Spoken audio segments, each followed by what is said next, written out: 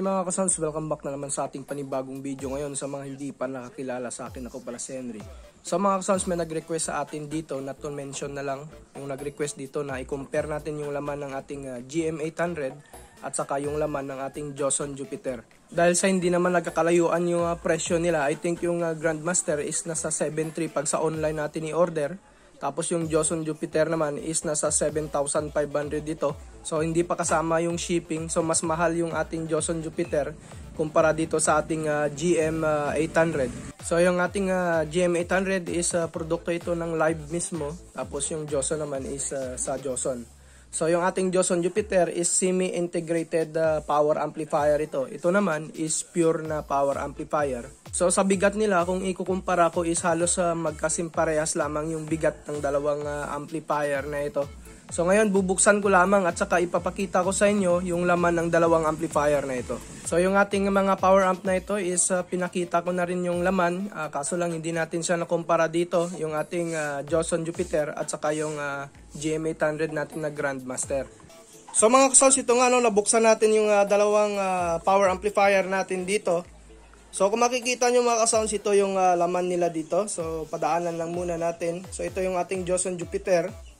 Tapos ito naman yung ating Grandmaster na GM800. So ito siya mga kasounds.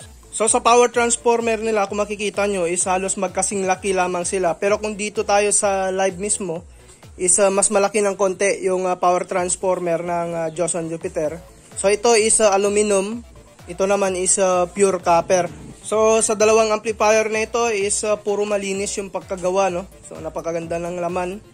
So dito naman sa ating Grandmaster, yung kapasitor niya is 4. Dito naman sa Joson Jupiter is 6 yung kanyang kapasitor. So i-check muna natin yung voltahe ng kanilang transformer. Unahin natin dito sa Joson Jupiter natin.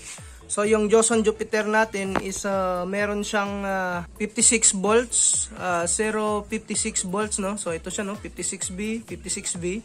Sa Grandmaster naman natin is 60 0B, 60V, no, yung yellow, black, yellow. Tapos sa baba niya 60V, 0B, 60V rin. Tapos yung kanyang blue, black, blue dito sa kanyang power transformer. So sunod natin yung kanyang kapasitor. Yung kapasitor ng ating Grandmaster is 10,000 microfarad. Tapos nasa 100 volts yung kada kapasitor ng ating Grandmaster. Sa Joson Jupiter naman natin is 10,000 microfarad. Tapos 80 volts. Tapos 6 yung kapasitor niya. So ito yung kapasitor ng ating Joson Jupiter. Yung power transistor ng ating Joson Jupiter is 6 pairs, no? 3 pairs lamang. 6 dito. Sa isang side is 6. Up and down yan. Dito naman is 6 din. So gumamit ng Toshiba dito na power transistor. So ito siya mga kasounds, yung ating Joson Jupiter. So kada channel, ulitin natin, no, 6 na power transistor. Sa Grandmaster naman natin is gumamit ng NJW na, na power transistor. So apat kada channel. So ito yung ating power transistor dito. So yung Grandmaster pala natin na ito is dalawa lamang yung fan niya, yung GM800. Bali dinagdagan ko lamang yung fan na ito. Hindi na ito kasama kung bibili kayo. So ako na mismo yung nagdagdag ng extra fan dito. Tapos meron din siyang sariling 12 volts na transformer para sa fan dito na dalawa. Sa Joson Jupiter naman natin is meron din siyang dalawang fan dito. So yung Joson Jupiter natin na ito, habang umiinit ito is lumalakas yung kanyang ikot ng fan. Pero dito sa Grandmaster, may mga nagsabi sa akin kasi na lumalakas yung kanilang fan dito. Pero yung sa akin kasi is hindi siya talaga lumalakas pag umiinit. Kaya nagdagdag ako ng dalawang fan para ma-sustain, no? Para ma-maintain na hindi siya masyadong mag-overheat yung ating power amp dito. So kung mapapansin nyo mga kasounds, dito sa ating Joson Jupiter is meron siyang isang relay dito. So isa lang yung relay niya. At saka dito naman sa ating Grandmaster is kada channel meron siyang relay. Tapos meron din siya ditong relay sa gitna. So ayan mga kasounds yung laman ng ating mga power amp dito. Pero para sa akin napakaganda ng mga laman ng ganitong mga power amp dahil subok ko na ito. Napakaganda nilang gamitin. Tumatagal naman sila. Hanggang ngayon wala pang issue yung dalawang amplifier na ito dito sa akin. So almost yung Joson Jupiter is sobra na ito. Mag-1 taon na yung Joson Jupiter sa akin. Tapos yung Grandmaster is I think magti 3 months pa lamang ito, so wala namang issue.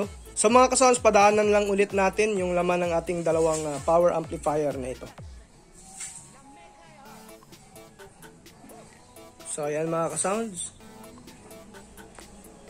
So depende na lamang talaga sa inyo kung ano yung napupusuan nyo dito sa dalawang amplifier na ito. So yung akin lamang is ipapakita ko lamang yung laman ng dalawang power amp na ito. So para sa akin, napakaganda naman ng dalawang amplifier na ito. So ayan mga ka-sounds, yung kanyang harap.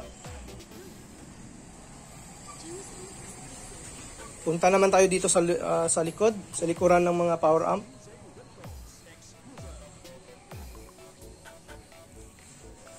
So, ayan mga ka-sounds. So mga ka-sounds, hanggang dito na lang yung video natin. Kayo na lang bahalang humusga dito, no? So, depende na lang talaga sa inyo kung ano yung gusto nyong bilhin dito sa dalawang amplifier na ito. So, yung ginawa ko lamang is pinakita ko lamang yung laman ng dalawang amplifier na ito, GM800 ng Live, tsaka Joson Jupiter. So, hanggang dito na lang muna mga ka-sounds. Sa mga bago nag-subscribe, huwag nyong kalimutan na i-hit yung notification bell button para sa mga video updates natin na i-upload. Maraming salamat mga ka-sounds.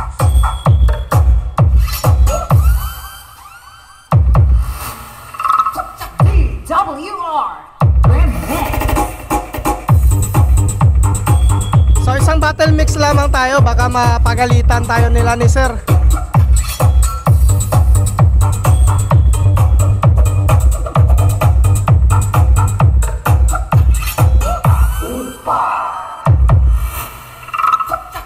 WR Remix. So okay na okay mga ka-sounds yung setup natin dito.